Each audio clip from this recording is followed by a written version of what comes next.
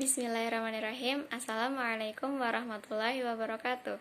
Perkenalkan, saya Najma Firdaus Amatur Rahman, NPM 2004010045, dan teman saya Mustika Dewi Masita, NPM 2004010046. Kami akan mempresentasikan pendidikan non-formal, khususnya peran masjid sebagai lembaga pendidikan Islam, serta fenomena kajian Islam organisasi keagamaan dalam masyarakat. Tugas ini kami buat untuk memenuhi tugas mata kuliah ilmu pendidikan Islam dengan dosen pembimbing Bapak Dr. Imam Mawardi MAG. Seperti yang kita ketahui bahwasanya pendidikan dibagi menjadi 3, yaitu pendidikan formal, pendidikan non-formal, dan pendidikan informal. Pada kesempatan kali ini, kita akan membahas mengenai pendidikan non-formal. Yang pertama, peran masjid sebagai lembaga pendidikan Islam. Dalam sejarah Islam, masjid memiliki peran tersendiri dalam pengembangan umat agar tercipta suatu manusia yang beradab. Masjid memiliki fungsi dan peran secara umum. Yang pertama, sebagai tempat bimbingan dalam pembentukan karakter para sahabat, termasuk juga membahas aspek perang, ekonomi, sosial, dan kebudayaan. Hal ini biasa terjadi ketika Rasulullah SAW masih hidup. Kemudian, masjid juga berperan dalam munculnya Taman Pendidikan Al-Quran atau TPA bagi anak-anak, serta munculnya pengajian dan kegiatan Islam lainnya. Selanjutnya adalah fungsi masjid pada masa Rasulullah SAW. Pada masa ini, masjid tidak hanya digunakan sebagai tempat ibadah saja, akan tetapi masjid juga digunakan sebagai pusat bimbingan umat, khususnya yaitu untuk membina umat Islam. Nah, hal ini terjadi pada masa awal Rasulullah hijrah ke Madinah. Rasulullah mendirikan sebuah masjid yang saat ini bernama Masjid Nabawi, yang kegiatannya tidak hanya berisi khutbah atau tausiah saja, akan tetapi terdapat juga kajian-kajian yang membahas ilmu syar'i seperti fikih, tafsir, dan lainnya. Kemudian pada masa Khulafaur Rasyidin yang berlangsung pada masa Khalifah Abu Bakar sampai dengan Khalifah Ali, fungsi masjid juga semakin ditingkatkan. Tidak hanya sebagai tempat ibadah saja, akan tetapi masjid juga digunakan sebagai tempat pendidikan untuk pengkajian ilmu Al-Quran dan hadis. Setelah masa Khulafaur Rasyidin atau kekhalifahan Abu Bakar sampai Ali runtuh, selanjutnya digantikan atau diteruskan oleh kekhalifahan Bani Umayyah. Nah, pada masa Bani Umayyah, fungsi masjid sebagai tempat pendidikan juga ditingkatkan menjadi lebih baik dan juga untuk semua golongan. Pada zaman ini juga mulai dibangun perpustakaan masjid yang fungsinya sebagai tempat untuk menunjang kegiatan pendidikan dan sebagai sumber rujukan untuk ilmu pengetahuan yang sedang dibahas. Nah, tujuan utama dibangunnya perpustakaan masjid yaitu untuk mencerahkan umat dengan bacaan yang dapat memperluas pengetahuan, memperkuat iman, serta meningkatkan kreativitas demi kemajuan umat. Ya, untuk selanjutnya, perpindahan peran dan fungsi masjid sebagai pusat pendidikan ke madrasah. Ada 3 tahapan. Yang pertama, tahap masjid. Masjid yang awal mulanya fungsinya hanya untuk tempat beribadah, sekarang tidak hanya sebagai tempat beribadah, tetapi juga sebagai tempat untuk menuntut ilmu. Yang kedua, tahap masjid khan. Dengan adanya asrama yang berada di lingkungan madrasah, itu lebih efektif mempermudah para pelajar untuk menuntut ilmu dan juga beribadah. Yang ketiga, tahap madrasah.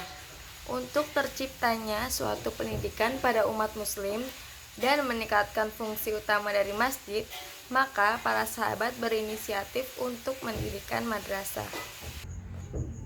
Selanjutnya, alasan dipusatkannya madrasah sebagai tempat pendidikan diantaranya adalah yang pertama, penyelenggara pendidikan di masjid dianggap mengganggu fungsi masjid sebagai tempat beribadah. Yang kedua, perkembangan ilmu pengetahuan yang tidak lagi diajarkan di masjid. Yang ketiga, orientasi baru bagi pengajar bahwa menjadi guru adalah suatu pendidikan untuk mendapat penghasilan sehingga mendorong berdirinya madrasah. Fenomena kajian Islam, organisasi keagamaan dalam masyarakat. Kajian Islam adalah suatu studi yang membahas tentang ilmu pendidikan Islam seperti hadis, fikih, dan lain-lain. Adanya kajian ini disebabkan oleh beberapa hal. Salah satunya adalah fungsi pemahaman umat Islam sebagai ilmu-ilmu tersebut, terutama umat Islam di Indonesia yang pemikirannya kebanyakan dipengaruhi oleh pemikiran Barat. Dalam kajian Islam diperlukan pendekatan yang dilakukan oleh narasumber atau penceramah kepada sasaran kajian agar mempermudah interaksi antara keduanya. Adapun pendekatan-pendekatannya antara lain pendekatan historis, pendekatan ilmu sosial, dan pendekatan fenomenologi. Pendekatan historis. Pendekatan historis adalah pendekatan yang menelaah hal-hal yang berhubungan dengan agama Islam, baik sejarahnya maupun ajarannya. Dibagi menjadi dua, yaitu menurut pengertian subjektif dan objektif. Pengertian subjektif adalah suatu uraian yang mencakup fakta-fakta untuk menggambarkan suatu gejala sejarah baik itu proses maupun struktur. Yang kedua, pengertian objektif.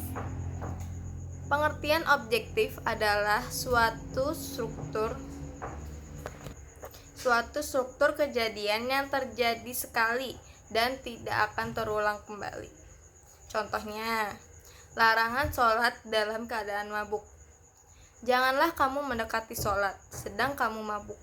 Terdapat asbabun nuzul dan sebab turunnya ayat ini. Jadi ayat ini semata-mata langsung menjadi larangan. Yang selanjutnya adalah pendekatan ilmu sosial. Cara pendekatan ini adalah mengamati praktik keagamaan yang dilakukan dalam masyarakat. Karena lebih banyak praktek yang dilakukan secara langsung. Hal ini dapat mengakibatkan hubungan positif antar masyarakat dengan perbedaan latar belakangnya.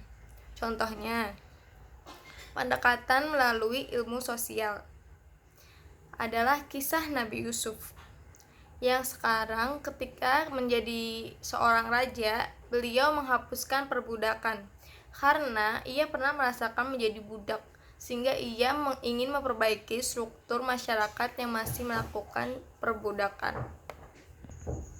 Ya, selanjutnya pendekatan fenomenologi. Fenomena ini melihat kemudian mendeskripsikan fenomena atau gejala yang terjadi di sekitar kita. Pendekatan ini didasarkan pada kesadaran, bahasa lisan, komunikasi, perilaku, dan tindakan.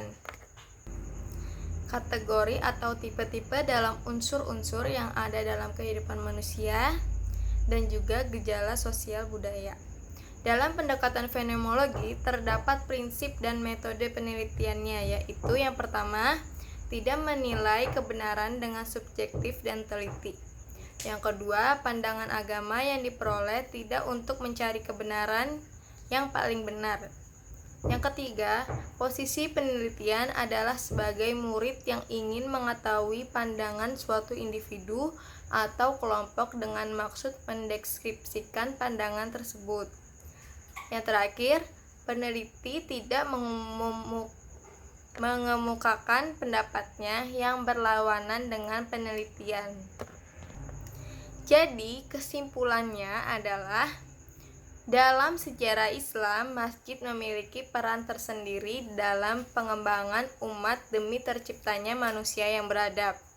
Yang kedua, adapun fungsi masjid digunakan untuk mendidik umat seperti yang dilakukan pada zaman Rasulullah, Khulafaur Rasyidin, dan para sahabat. Yang ketiga, fenomena kajian organisasi keagamaan dalam masyarakat berkembang saat ini pesat.